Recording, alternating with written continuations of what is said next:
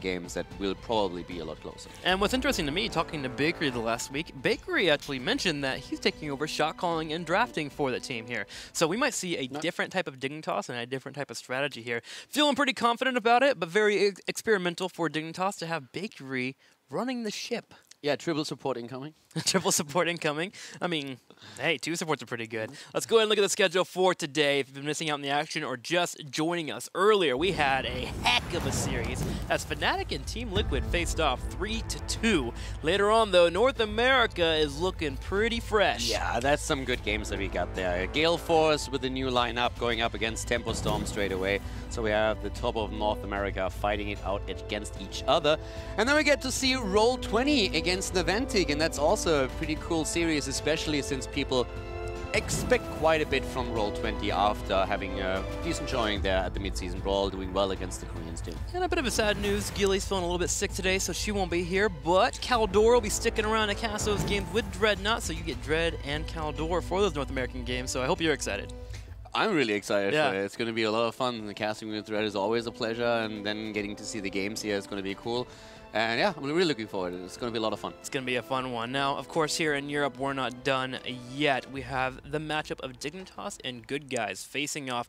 And Good Guys, anti-hero, man, he was talking about this match. He is pretty excited for it, but again, they have to worry about 2. Let's go ahead and hear the thoughts from them themselves here as we go ahead and check out what our teams think. I think TGG is a really interesting team because, funnily enough, I think they're pretty similar to us stylistically. I think they rely a lot on momentum, and there's a lot of feeling in that team, I think. I don't think that as a team they're very experienced, and it looks like when they face something that they don't know and they don't understand, they struggle a lot. So we'll be looking to try and exploit that. It's a brand new patch, so we have some tricks up our sleeves and we'll be using them. Going up against Dignitas, we're the clear underdog in the series. We want to have at least some good games against them and try to take off a map or 2 against them. Our team has been practicing with Malphite a lot this week, and there might be a good chance that we could use that hero. If you are interested in new blood and new ideas, you should cheer for us, Team Good Guys. Anti-hero, just killing that interview, man. Hashtag sellout. He was talking to him, man, you could tell he was actually very authentic in his responses. Yeah. He wanted to make sure that his team was well represented, but he also wanted to be in a spot where it's like, hey, we're respectable to all teams in the HGC. We want to come in and be a powerful force, but we have to earn that respect first, and I like that about Anti. They're really honest in the way that they're talking about it. I actually just called him up before the show and also asked him a bit of what I can talk about and whatnot, but one of the things that's also interesting to know before we head into the series is that they actually practiced this week against Dignitas, and normally you don't do that. Yeah. Normally the thought process is don't practice against the team that you face at the weekend. But they said it was one of the scrims we could get. It's one of the strongest scrim opponent that we could possibly get. We know that we go into this as an underdog, and our big goal is not to take down Dignitas right now. Our direct competition are other teams. We want to be prepared for the playing ducks. We want to learn as much as we possibly can. And of course, we have some secrets prepared for the games against Dignitas, but we know where we stand right now. We know about our own position and who our real competitors in the rankings right now are. So earning the respect that you said, they're trying to do that, and they're trying to get the best practice they possibly can. So it's a bit of a weird situation in there, but I really think it's a good way to approach the beginning of the Heroes of the Storm HGC career. I mean, good for them, man. I'm glad to hear that kind of stuff.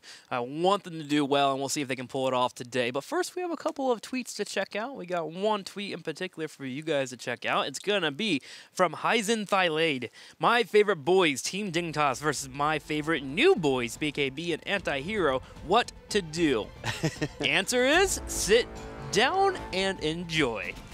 Enjoy the pizza and enjoy the games, I guess. Get some popcorn over there. Get some popcorn and pizza, the new combination that people love to eat. Hey, so if you are not allowed to put apparently pineapple on a pizza in America, so I can at least chip in the popcorn. I mean, it's crunchy. Can't go wrong with it. I didn't say put it on the pizza. I'm putting it on don't get too excited. I misheard the instructions, and we're going all in on this. All right, guys, it's Battleground time for game number 1. Where are we going? It's Towers of Doom for game number 1 here from Dignitas.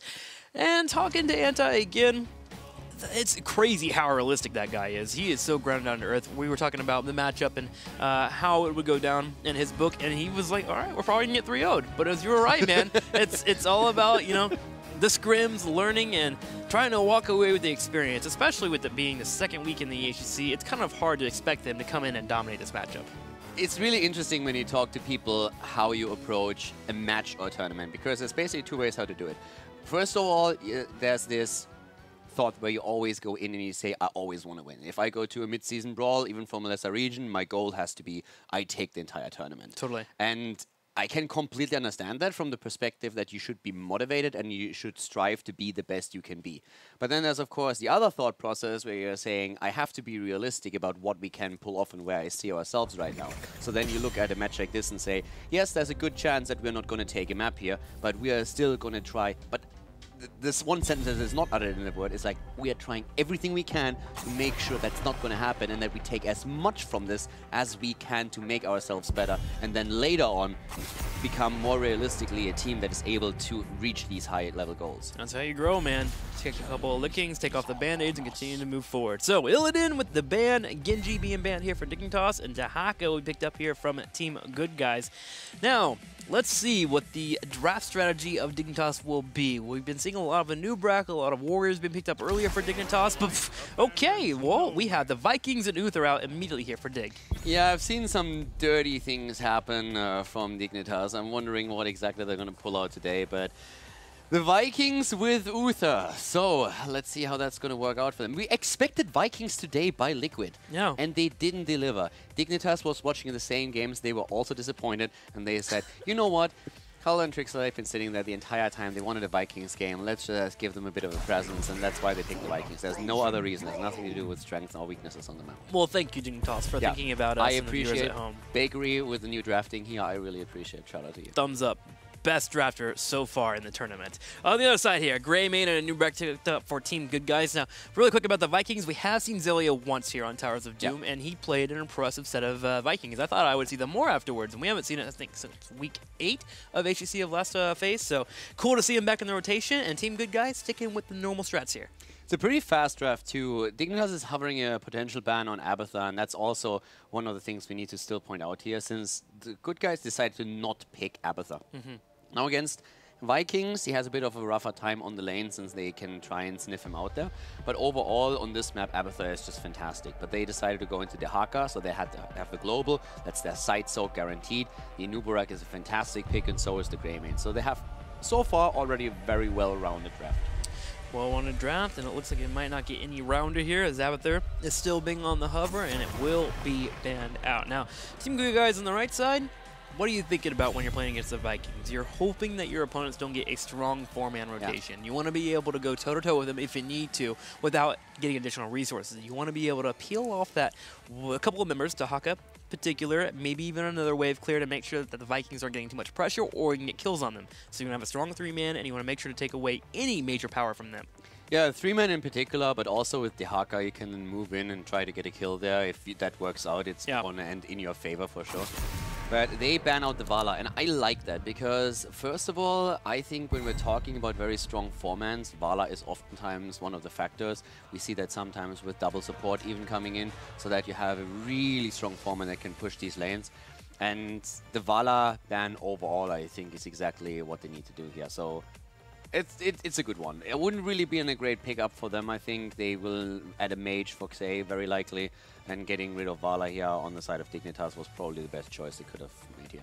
And with Team Good Guys scrimming against Dignitas this entire week, we may have seen more Vala again with the different mix-ups here from Bakery being the new drafter. They may have tried out more Vala than normal. So, Ariel and Lenara will be the pickup right away for Dig. So they substitute out that Vala and at least get a battery anyways. But you can see what they're trying to do here. They still want that hyper carry. So Vala is banned out, might have been their first choice even, but we have seen the same thing happening on Tomb of the Spider Queen, that if you don't get the access to Vala, you're heading into Lunara, or even prefer her. So we have, with the Vikings, still a double support. And this is what we've been talking about all day long, and which was basically the theme of the week, I want to say, after last weekend, that you really go all in on playing with the double support here. So Dignitas is just following that to the T right now. Double support is by nearly every team accepted to be one of the strongest things you can possibly pull off now. So how are they going to stop the double support with the Vikings? One of the things about the double support, especially with Lunara or Vala, is that it can get a great strength in the early game. It can be really oppressive and push your opponents in. So Team Good Guys need to have tools to get onto that backline and move forward. Already, they have that at Nubrak, so they can dive forward, but they need a way to keep this Greymane alive while he brings in the aggression. And they're going to answer back with their own double support. Rhaegar and Malfurion. So we have 2 times double support going up against each other. 1 time with the Cocoon. The Vikings, of course, are going to be the one thing that makes this draft of Team Dignitas a little bit more special. They still need their frontline. They still need a tank for JPL. Is it going to be the Stitches here? You have your pull in to the hook. You have your Uthir lockdown. Lenargan applying damage. No major burst overall, but he's still pretty strong in the front line. Yeah, could see that. I mean, it's a JPL special. No, I mean, he still has his Muradin floating around. I think Muradin would give them a better chance for aggressive invades, jumping in and getting on their opponents. Because right now, if you look at Team Good Guys, they can do mercenary camps and they can do them well. But if you can jump on top of them in the middle of it, maybe you can create some chaos and take it away. I would probably prefer that over the Stitches, to be absolutely honest with you. But the thing is, you have synergies with Stitches with what they run. You could get the... Oh, wow. And the Diva is being played. All right, so...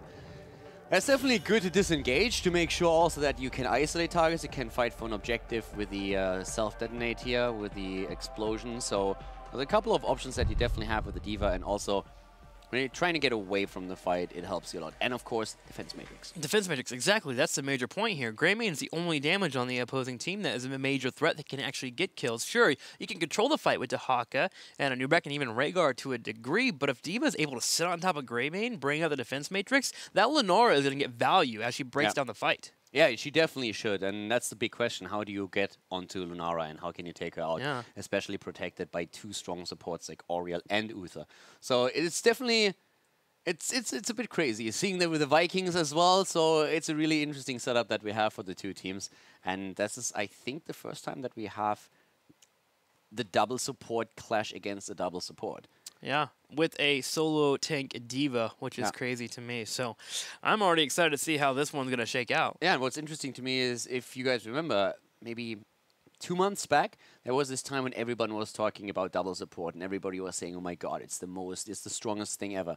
And as it turned out, in HGC at least, double support didn't really have the success that you would have expected. It was played, but mostly to support Avala. Right now, on the other hand, this is basically the second wind of the double support meta, where it gets to a degree that is insane. So right now we have 4 supports in that game. It's time to see how it shakes out here, as Towers of Doom will be the first battleground in our best of 5 series. Dignitas taking on the Good Guys. Dignitas going up against the Good Guys here on our first map in the best of 5 series. We have to the left Team Dignitas with Bakery on Uther, Snitch on Lunara, JPL on Diva, Zelia on the Lost Vikings, and the new main support of Team Dignitas. It is Mene on Auriel. Wow, Mene on the support. That is a shocker to see, playing Auriel. On the right side, in the red Team Good Guys, Anti-Hero on Dahaka, Kronaz on Rhaegar, Raid Boss on Malfurion, BKB on a Nubarak, and Zay on Greymane. You should see his Rhaegar. Is it pretty scary? He's been playing quite a bit of doubles. I mean, they've been, of course, as everyone has, playing a bit of double support, and Mene is one of the players. They have so much overlap. He's one of the guys, as you can see here, who is on the second support if needed. But it's just so funny for me to see him in a support position. So he was very vocal last week when they lost to Team Liquid, just talking about how he feels that double support is incredibly strong and is just so rough to play against. So ever since then, they picked up the same strategy for themselves. And we're going to find out now how well it's going to work here in the HGC. Dignitas will have the Vikings doing their thing up here in the top. I like how Zelly came in for the rotation to keep Dahaka on back while Bela cleared out. And he's able to save both of his Vikings. Incredible there. And Rhaegar came in for the rotation. But Dignitas, in their 4-man, should be aggressive here in the bottom. And with JPL sitting in that front line with that Diva, they can really control these lanes. Yeah, so they are going to look to push in the bot lane as best as they can with the 4-man that they're running here and get the experience on the other 2.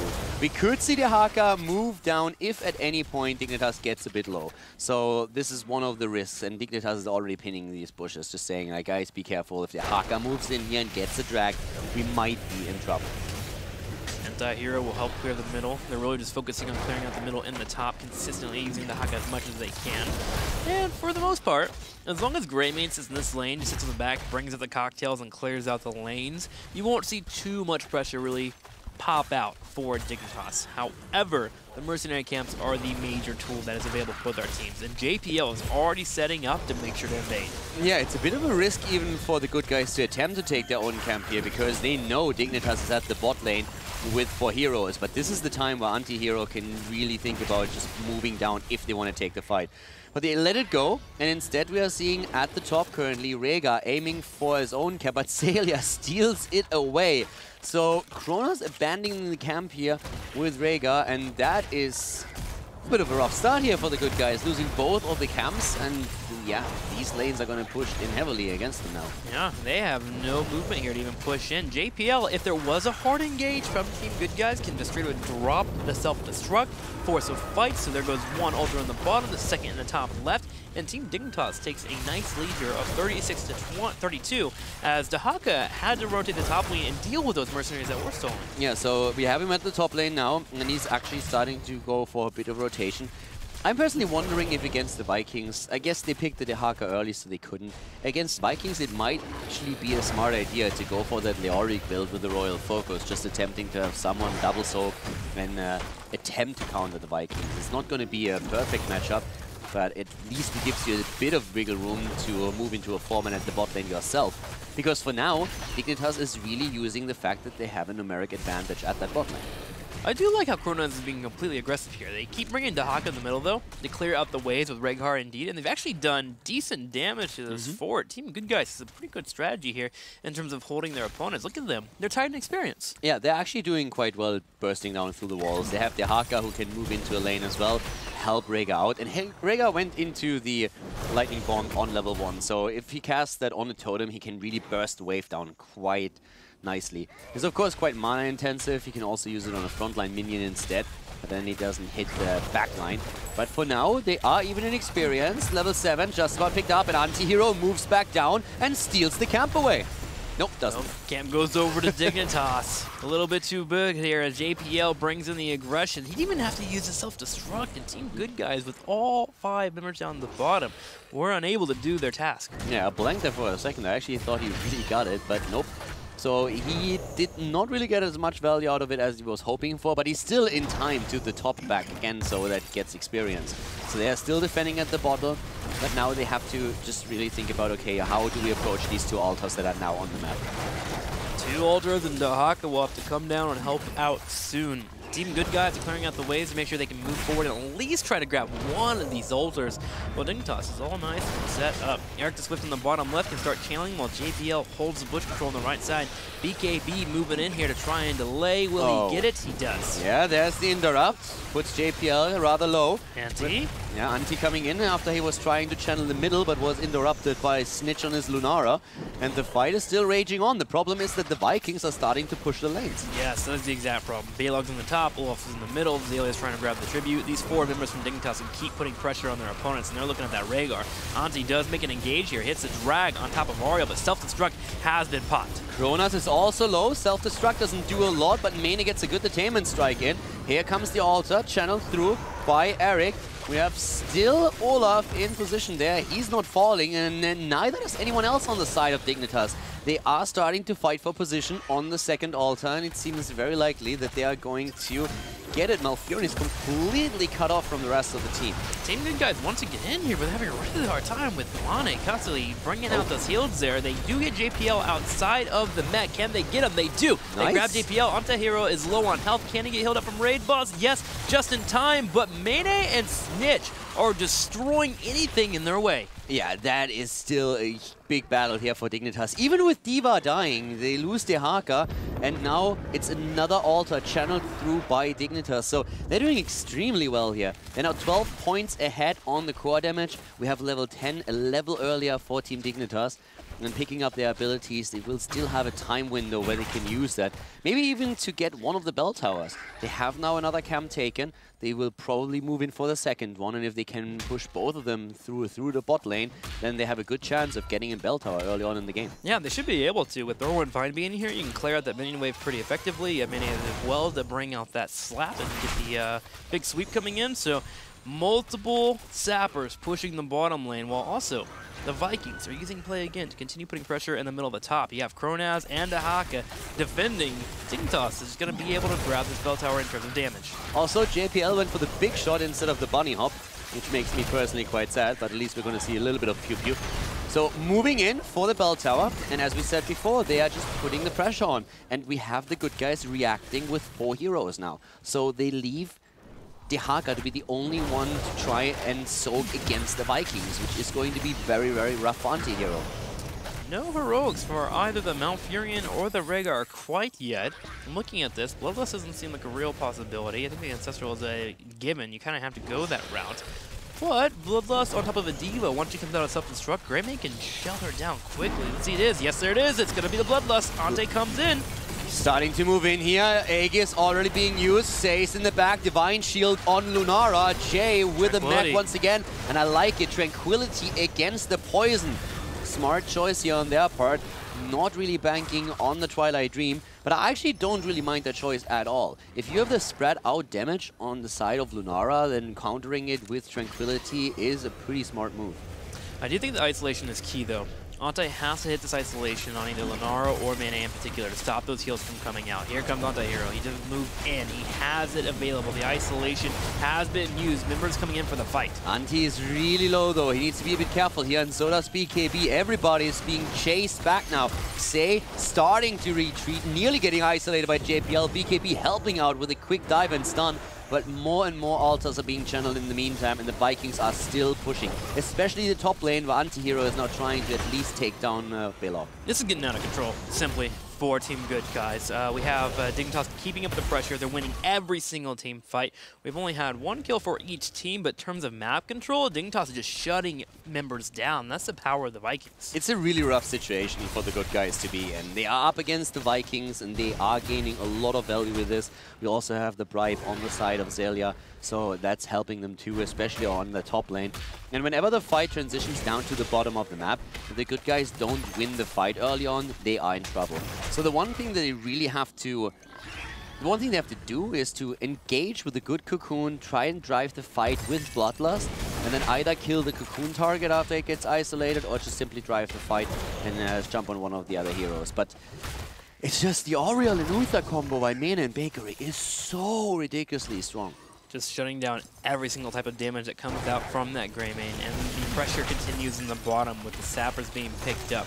This bell tower getting close to about half health. Can they get all 3 sappers in here? They're going to get stopped by the roots from Raid Boss, and they will be able to clear out all the sappers. Nice coordination there from Team Good Guys as they move towards 13.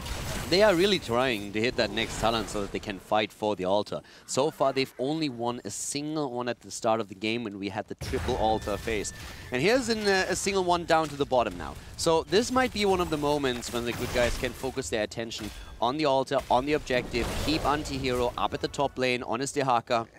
And once they see a chance, burrow in and then hit their spells. In my book, this is one that they have to get, and they're going to move forward. BKB goes straight in. We're going to have the D.Va mech coming out to blow up. They're going to be able to get that utilized. Ante does follow up, comes in with the drag, is able to land it here. Cocoon also coming out. Tranquility being used, but the Divine Shield from Bakery will keep him alive. Divine Shield is on. They're starting to move in again. Tranquility is still active. They have that 13. Ice Block being used now too. They're jumping in, trying to get the kill. Vikings still not joining up here, and Anti-Hero is already incredibly low. Kronas also on the run. Looks like the Haka at least is going to fall, and Rhaegar might die as well, but barely stays alive, gets spooked away, and heals himself.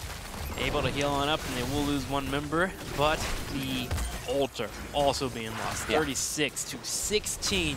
And here is the scary part, Caldor. The next altar phase is 3 set up for Dignitas, and they have the Vikings in almost 16. And if you look at the kills, it's 2 kills against 1. So it's not that we're seeing a dominant game in terms of team fighting from Team Dignitas. It's just that the Vikings and the way they manipulate the map and have their macro lined up, it's just too much for the good guys to handle with that draft. The good guys need kills, and if they don't get the kills, they will not be able to make anything happen here. Dignitas looking for their own kills. BKB turns around looking for D.Va. D.Va will be hit, but she drops the mech. Ante taking focus down. Leonard is bringing out the slows here. Rhaegar about to fall too, and there goes Kronos. BKB, can he get out? Attainment Strike connects. That's going to be a second kill for Dignitas and a bell tower. 4 kills against 1, and this looks more and more like it's the beginning of the end. Dignitas is 3 levels ahead, 16-3, 4 kills against 1. The Vikings are pushing the top bell tower. Olaf is about to take this one too. So once that he starts moving in there, they will have control over 6 bell towers compared to the good guys 2, and that is rough. This could end the game right here. This is devastating. Team Good Guys have to win a team fight, and they also have to control all 3 of these altars, and then at some point try to get their bell towers back. The deck is quite stacked against them, but if anyone's going to do it, man, I believe in the Good Guys. Ante comes in, can't even hit a drag, unfortunately, on Baylog. That sprint a bit too much. Yeah, now it's all about how many of those bell towers do they get. Will the Zappers move through the bot lane, and can Dignitas finish here? Because they have a lot of tools available to them at this point. The boss is also on the map. But Anti gets a second bell tower for them, so that's already a start. That's 3 shots fired, and the worst already avoided. But the bottom Zappers are still pushing through as we see the fight up here to the top. Everyone's up here for Team Good Guys. Team Dignitas brings out the damage as well. Mane on the left side willing to heal out as Snitch continues the chunk with Thornwood Vines. It's actually interesting that Olaf just doesn't channel the one in the middle. He's about to. Yeah, okay. Now he makes his way over. And he starts to move in. Here's the Bloodlust on the other hand, and the Cocoon already being used too. Will they get the kill this time? Aegis is in. There's a quick move against JPL. Baylog falling, but they just can't confirm a proper kill. Tranquility's topping everyone off. They're about half health here. Ante's about to have a drag. Can he hit it? Not able to quite move in. Raidboss is starting up the channel, but Dignitas is fighting back, and they're starting to spread that poison. Vikings moving in now for the kills. Nice move of the play again. Double kill already as Malfurion and Greymane fall. The rest of the good guys barely getting out of there. But this is a really, really rough match for them now. And of course, the last few shots are being fired. If the boss goes over to Dignitas, then this is game. It is game. As Dignitas will get the 4 shots as they clearing out the boss, and the good guys fall victim to Dignitas, losing 33-0. Yeah, well done. Dignitas with a great game here. The draft that they had was absolutely fantastic. So they were doing very well, controlling the map with the Vikings, allowing the 4-man at the bottom to just push through and dominate that bot lane in particular. So it was extremely well done on the side of Dignitas. And the combo worked out. You could see that Lunara was never really in danger. And the heals on the side of Oriel and Uther way too strong. Even with Bloodlust, you couldn't get through that. Yeah, I like the idea of the Bloodlust, so they tried to break through, but there was just a little bit too many of these buttons that paused the fight overall. Yeah. The Age is coming out. Even Cocoon worked against them a couple of times. Divine Shield being used as well, and then also, of course, the Mech Explosion that zoned them so many times. They just had no real way of approaching these team fights. We had a few setups that actually looked promising, where they went in with a Cocoon and then followed up with a Bloodlust, but even that didn't work out in their favor, since they could never kill Lunara.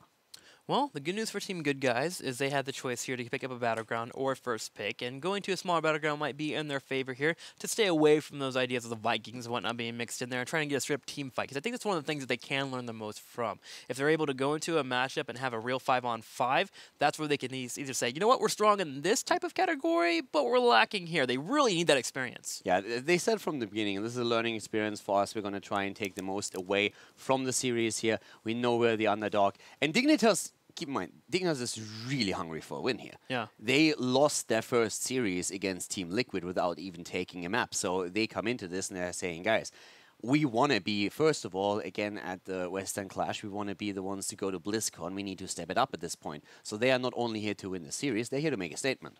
Here to make a statement. We'll see if they can pull it off. Let's talk about Malthael, though. He's in the rotation, and our players, they actually have some words to share with you guys about what they think about the upcoming hero.